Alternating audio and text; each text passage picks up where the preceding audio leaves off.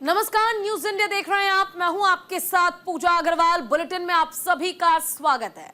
प्रयागराज के त्रिवेणी संगम पर 13 जनवरी 2025 से महाकुंभ का शुभ आरंभ हो चुका है।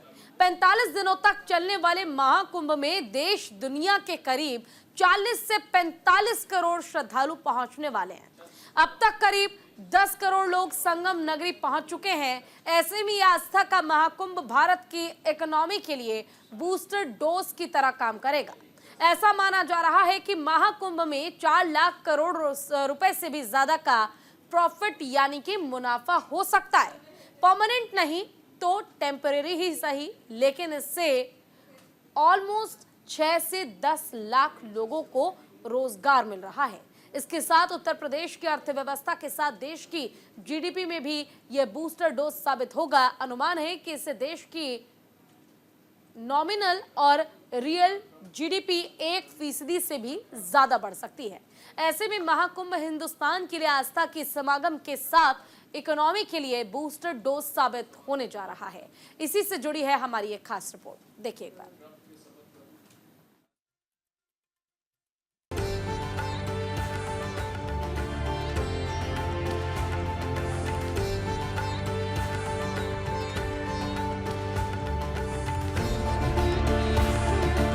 आस्था अर्थव्यवस्था का महाकुंभ,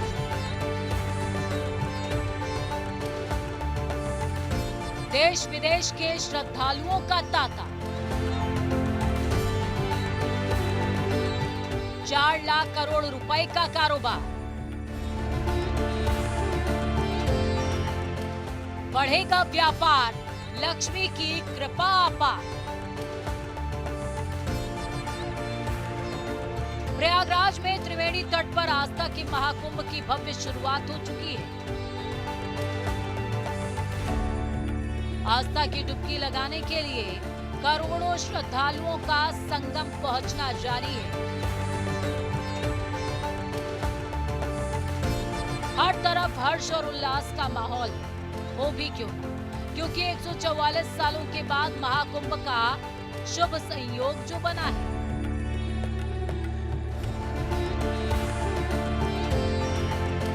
संयोग भले ही आस्था का है, लेकिन ये हिंदुस्तान और उत्तर प्रदेश की अर्थव्यवस्था के लिए नई ऊंचाइयों को लेकर आया है।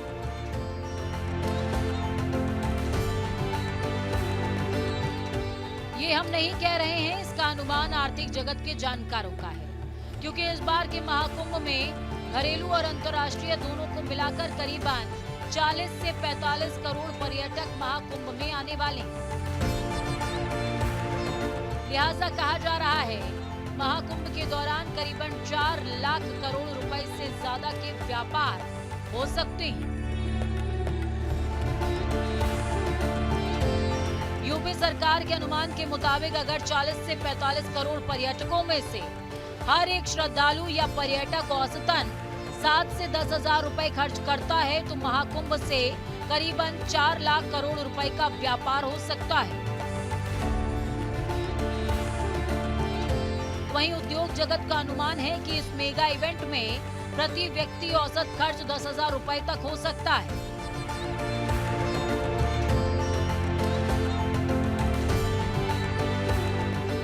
ऐसे में भारत के साथ साथ विदेशी कंपनियों में 45 दिवसीय कार्यक्रम के दौरान अपनी मौजूदगी की होड़ है।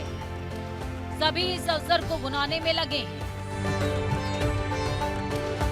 ब्रांडिंग और मार्केटिंग पर भारी खर्च। महाकुंभ में लोगों के जुटान को देखते हुए कंपनियां ब्रांडिंग और मार्केटिंग पर 3000 करोड़ रुपए से ज्यादा खर्च कर सकती हैं। एक अनुमान के मुताबिक फास्ट मूविंग कंज्यूमर गुड्स यानी कि एफएमसीजी से लेकर फार्मा सेक्टर तक को, मोबिलिटी प्रोवाइडर से लेकर डिजिटल भुगतान प्लेटफॉर्म तक कंपनियां महाकुंभ में ब्रांडिंग और मार्केटिंग पर 5000 करोड़ रुपए से अधिक खर्च कर सकती हैं।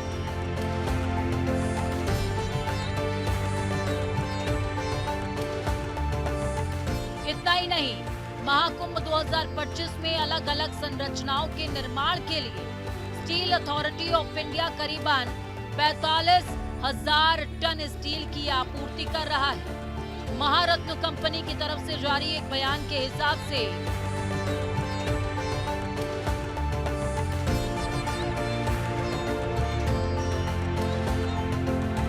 कंपनी गणेश स्टील में chequered plate, hot strip mill plate, mild steel plate, angle और जॉइस्ट की सप्लाई की है।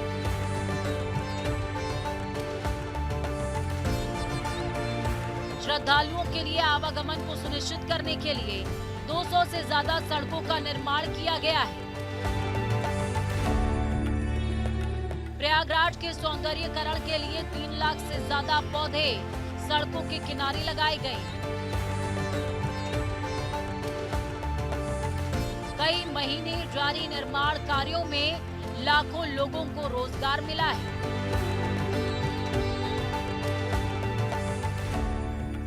अब समझिए अलग अलग बिजनेस से कितनी होगी आमदनी।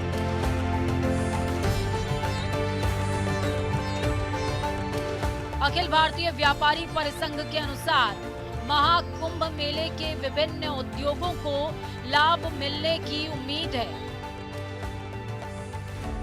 पैकेज्ड खाद्य पदार्थों, पानी, बिस्किट, जूस और खाद्य पदार्थों के बिजनेस से करीबन 40,000 करोड़ रुपए का कारोबार होने का अनुमान है। बिजनेस से कितनी आमदनी का अनुमान?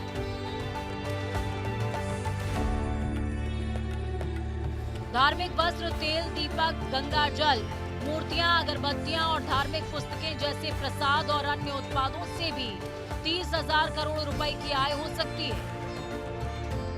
इसके अलावा ट्रांसपोर्ट और रसद क्षेत्र, जिसमें स्थानीय और अंतर्राज्यीय सेवाएं, माल ढुलाई और टैक्सी सेवाएं शामिल हैं, इससे 10,000 करोड़ रुपए का योगदान हो सकता है।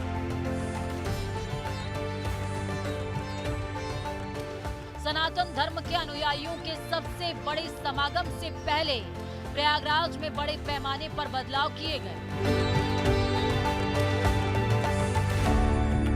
भव्य आध्यात्मिक समागम में शामिल होने वाले करोड़ों श्रद्धालुओं के लिए अनोखा शिवालय पार्क बनाया गया। प्रयागराज का शिवालय पार्क देश का पहला ऐसा पार्क है जहां 12 ज्योतिर्लिंगों के दर्शन हो रहे हैं। इतना ही नहीं, इस पार्क में समुद्र मंथन, नंदी स्टैचू के साथ सभी 27 नक्षत्रों के बारे में विस्तार से जानने का मौका मिलेगा, जिसमें देश के सभी राज्यों और केंद्र शासित प्रदेशों की कला, संस्कृति और सभ्यता एक साथ देखने को मिल रही है। शिवालय पार्क की खूबसूरती और कला की पर्यटकों के लिए बेहद खास अनुभूति है। 12 ज्योतिर्लिंग दर्शन और समुद्र मंथन के अलौकिक दृश्य को देखने के लिए पर्यटकों को प्रति व्यक्ति टिकट की कीमत 50 रुपए चुकानी पड़ रही है। लेकिन शनिवार और रविवार यानी कि वीकेंड पर इसकी कीमत 100 रुपए प्रति व्यक्ति है। आपको बता दें, उद्घाटन के बाद से शिवालय पार्क में 100 करोड़ रुपए की कमाई अब तक हो चुकी है। पीएम मोदी ने भी मन की बात में महाकुंभ के बारे में कहा था कि महाकुंभ का श्री गणेश हो चुका है। चिरस्मरणीय जन सैलाब, अकल्पनीय दृश्य और समता समरसता का असाधारण संगम इस बार कुंभ में कई दिव्य योग भी बना रहे हैं। कुंभ का ये उत्सव विविधता में एकता का उत्सव मनाता है।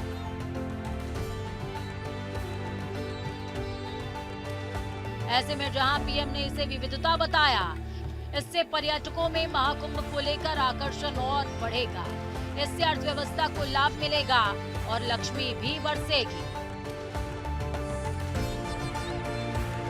वहीं इतना ही नहीं, सीएम योगी ने भी कहा कि महाकुंभ आस्था के साथ कारोबार और अर्थव्यवस्था के लिए भी बेहद अहम है। प्रयागराज में महाकुंभ का श्री गणेश हो चुका है। चिरस्मरणीय जन सैलाब, अकल्पनीय दृश्य और समता समरसता का असाधारण संगम।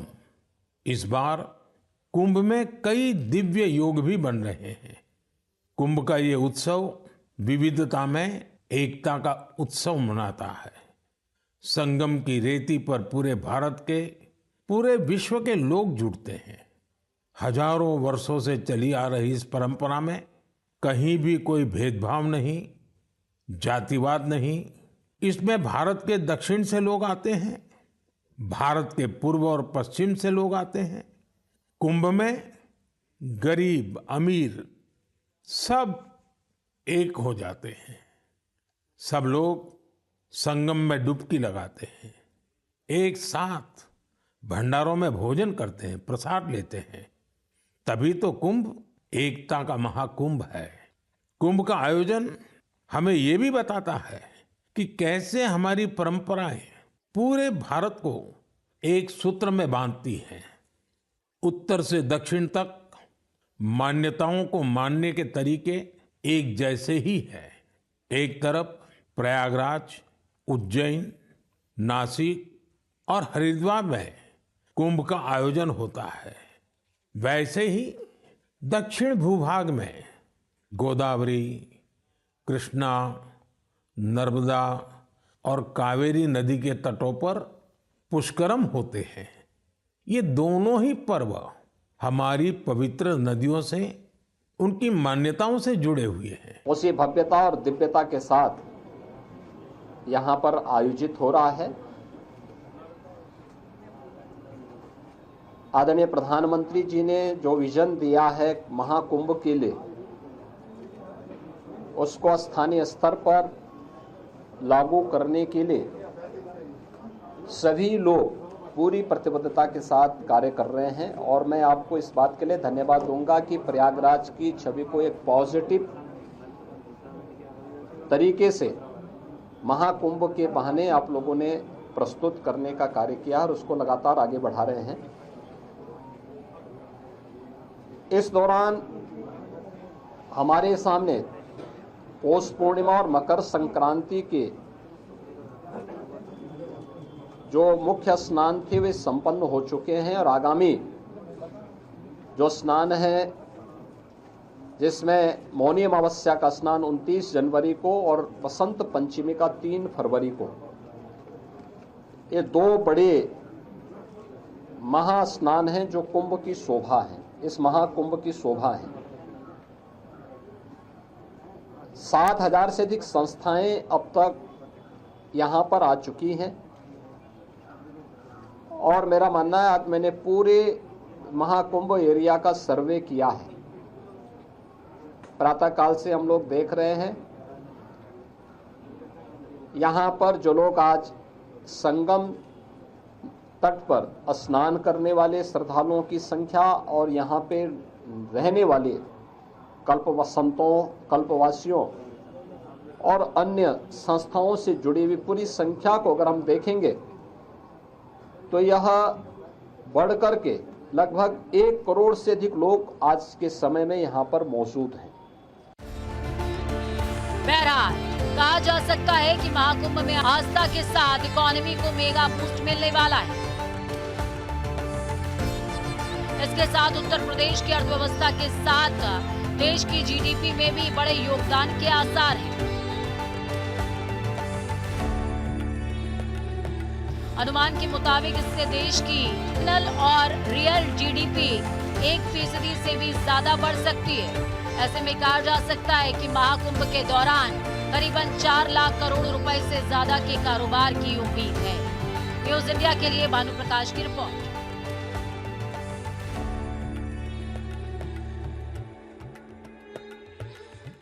प्रयागराज में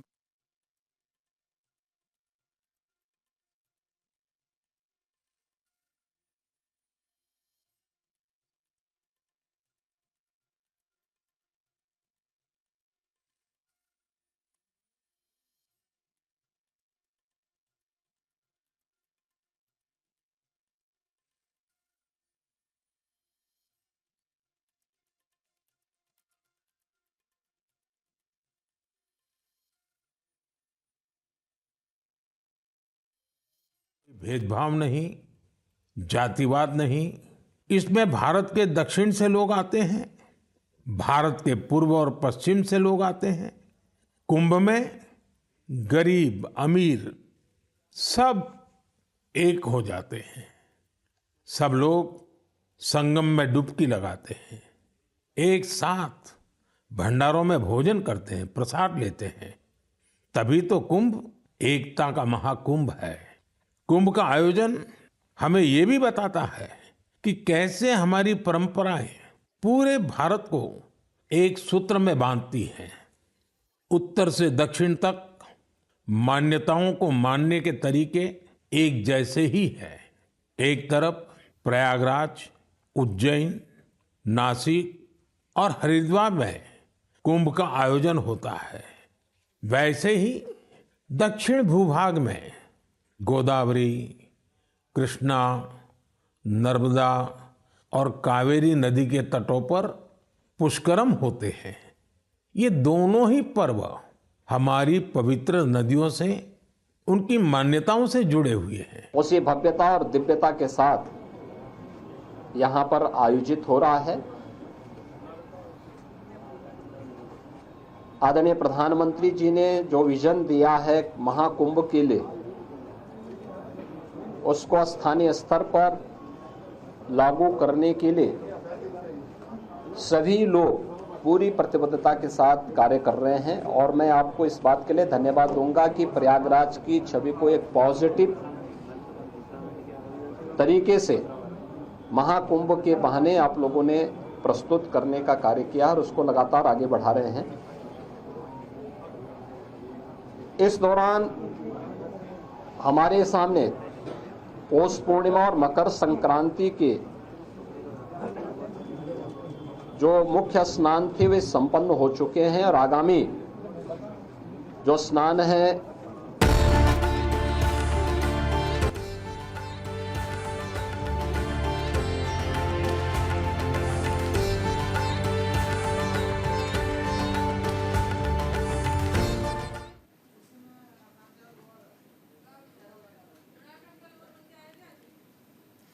महाकुंभ सिर्फ एक समय नहीं है जो समय के साथ बीत जाएगा। दुनिया की आबादी का महज हिस्सा नहीं है जो सिर्फ प्रयागराज की भूमि पर सिमट जाएगा। महज पर्व नहीं है जो दिन गुजरते ही खत्म हो जाएगा।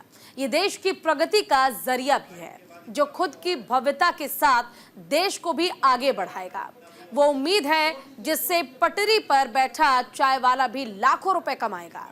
महाकुंभ में सड़कों पर जुटे लोग महज भीड़ नहीं हैं, बल्कि इंडिया की इकोनॉमी को रफ्तार देने वाले वो पहिया हैं जिनकी मौजूदगी बता रही है कि मंदिर के बाहर प्रसाद बेच रहे दुकानदार, नुक्कड़ पर चाय बेचने वाले टी स्टॉल, बिंदी, चूड़ी, सिंदूर बेचने वाले छोटे मंझोले विक्रेताओं के हिस्से में कुछ ना कुछ तो जरूर आएगा। क्योंकि ये महाकुंभ है जो आता है तो सुख शांति के साथ समृद्धि यानी कि प्रॉस्पेरिटी यानी कि प्रॉफिट भी लेकर आता है। और ये प्रॉस्पेरिटी हर एक के हिस्से में आना है। आखिर कैसे, इसे समझने के लिए हमारी खास रिपोर्ट देखिए।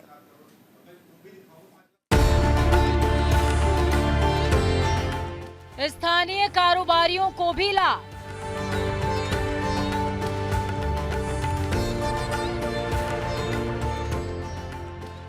आस्था का महाकुंभ हिंदुस्तान और उत्तर प्रदेश के लिए बहुत बड़ी उपलब्धि माना जा रहा है, क्योंकि महाकुंभ दिव्य और अद्वितीय आयोजन सनातन की पताका को दुनिया भर में लहरा रहा है। इसके साथ ही ये भारत और यूपी के लिए अर्थव्यवस्था का नया पैगाम लेकर आया है। मेले से स्थानीय से लेकर हर स्तर पर जबरदस्त लाभ का अनुमान लगाया जा रहा है, क्योंकि छोटे स्तर से लेकर बड़े इंडस्ट्रीज को महाकुंभ में अपनी संभावना दिख रही है। सबसे पहले बात स्थानीय स्तर की करें तो इससे प्रसाद बेचने वालों, पुरोहित, सिंदूर, बिंदी, चूड़ी, फल, माला बेचने वाले सबके हिस्से में कुछ ना कुछ आना तय है। यकीनन ये औसत दिनों से कई गुना कमाई हो सकती है। यही स्थिति कमोबेश स्थायी दुकानदारों की भी होगी।